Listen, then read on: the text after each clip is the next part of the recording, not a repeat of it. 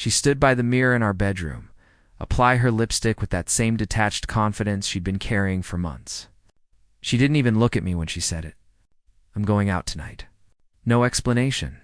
No, with who? No, for what? Just a smirk, a swipe of red across her lips, and a tone that didn't welcome questions. I was sitting on the edge of the bed, lacing my boots after a long day. I watched her through the mirror, waiting. She finally glanced back just long enough to flash that little smirk. The one that said she knew I wouldn't stop her.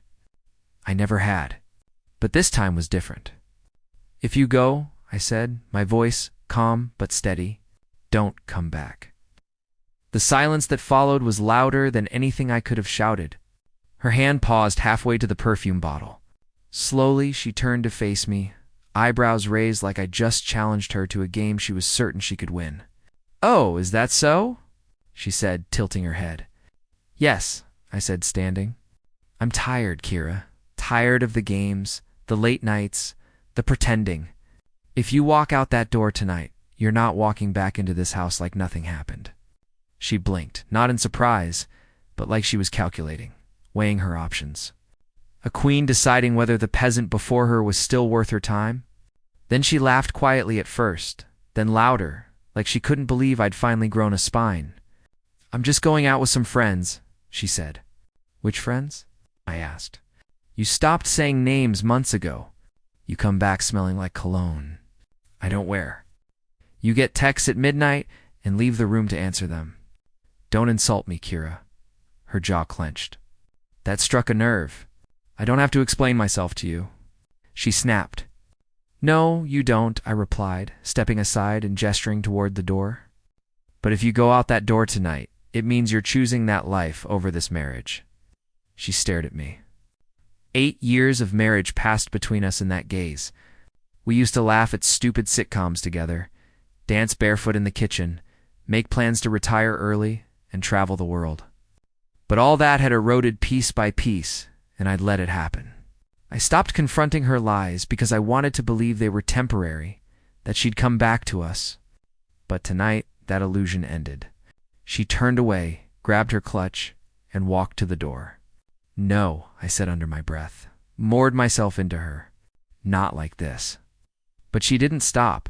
She didn't even pause. I stood there as the front door clicked shut behind her. For a while, I didn't move, just silence.